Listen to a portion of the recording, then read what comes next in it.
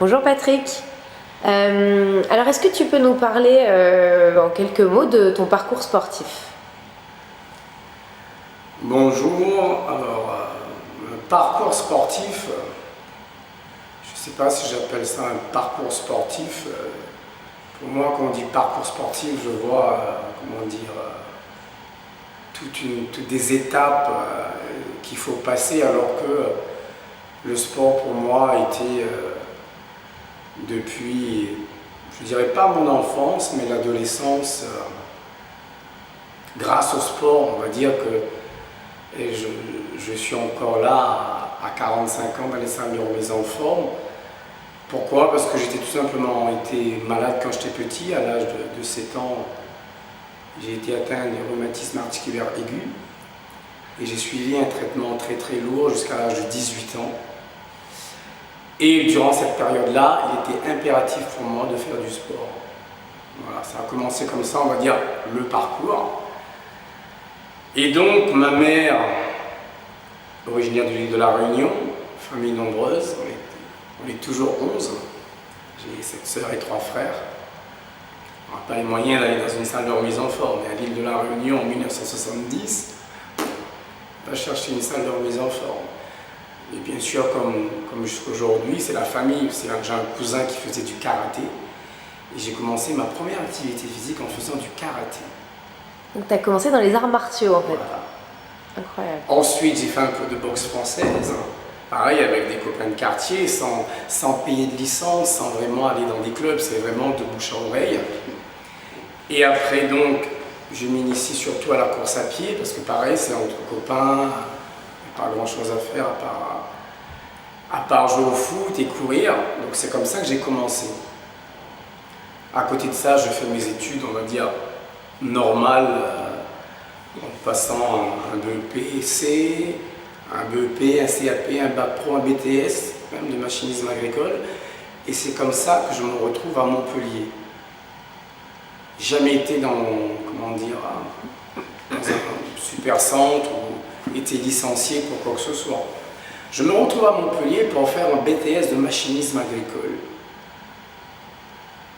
Et à côté du lycée, il y a une salle de remise en forme. C'est la première fois que je mets les pieds dedans. Wow, je suis comme ça. Je m'inscris, je m'entraîne. Et au bout d'un an, je me rends compte que je ne veux plus faire du BTS, je veux être prof de remise en forme. Et c'est là que je passe le CPC, que ça s'appelait à l'époque. C'était pas les métiers de la forme, encore moins comment ça s'appelle aujourd'hui, les BP. C'était les CPC. Donc, moi, Patrick Elie, je prends 10 kilos de muscles, je m'entraîne pour passer ce brevet d'état de culturisme, culture physique et culturisme. Je passe les tests en 95, je crois. Je finis premier au niveau de test physique, mais faiblesse dans l'entretien, dans la rédaction, ce qui fait que je repasse l'année d'après, parce que je veux vraiment avoir ce BE. Je reviens l'année d'après, non, le CPC, ça n'existe plus, parce qu'avant c'était CPC et l'EGDA. Vous avez la danse d'un côté et la muscu. Maintenant, c'est les métiers de la forme. Il faut aussi donner des cours. Hein? C'est pas possible. Alors, je passe quand même les tests, je suis sur la liste d'attente. Je rentre quand même, et c'est là que je passe le métier de la forme. Je passe mon année, je suis diplômé en 97. Là où j'étais stagiaire à Montpellier, j'ai fini responsable du club. En 2003, je deviens champion de France et vice-champion du monde en step. Et c'est là que, sans citer de nom, les présidents de la FISAF France m'appellent pour venir travailler dans l'ancien, comment dire, je ne sais pas si je peux en parler, l'ancien nom commercial Vital, Espace Vital.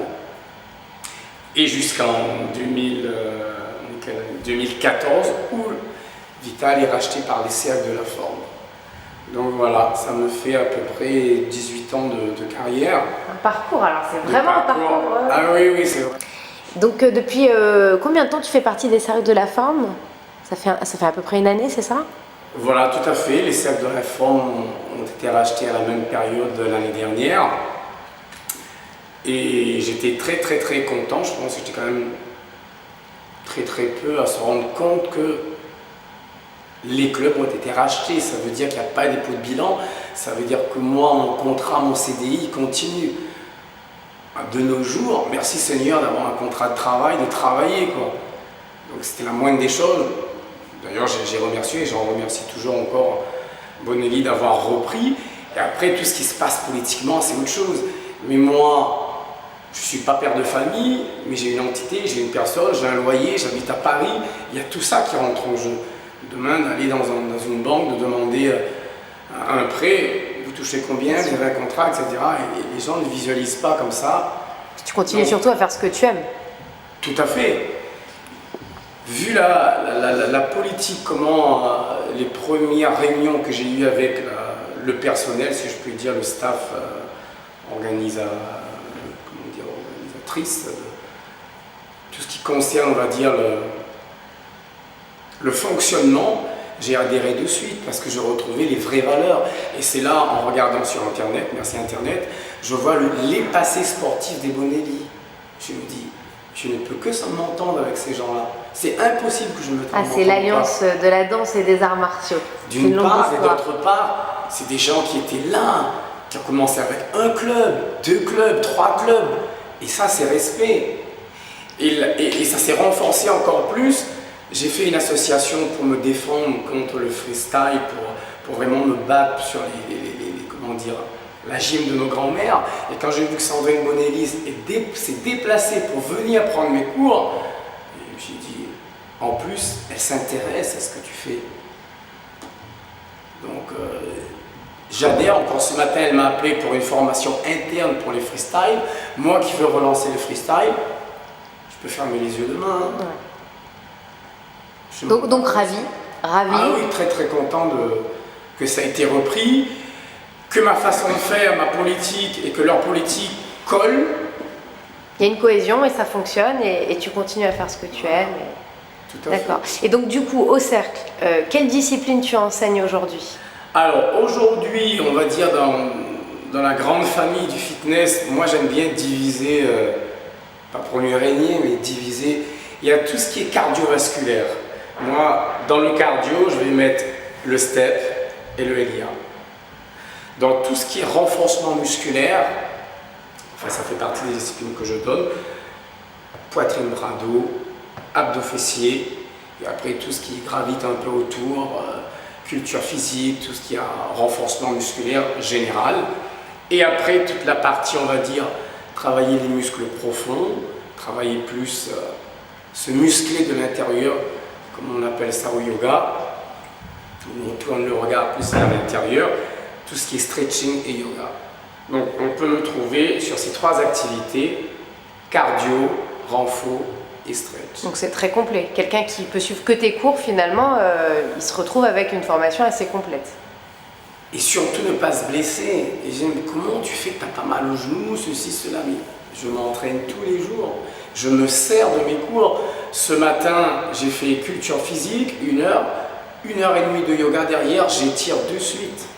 Ce soir, pareil, ce soir, je fais step, high-low, 2 cours de renfo. Alors qu'il y a le cours de yoga, c'est pas moi qui le donne, je me mets à côté, je me prends un quart d'heure, je m'étire.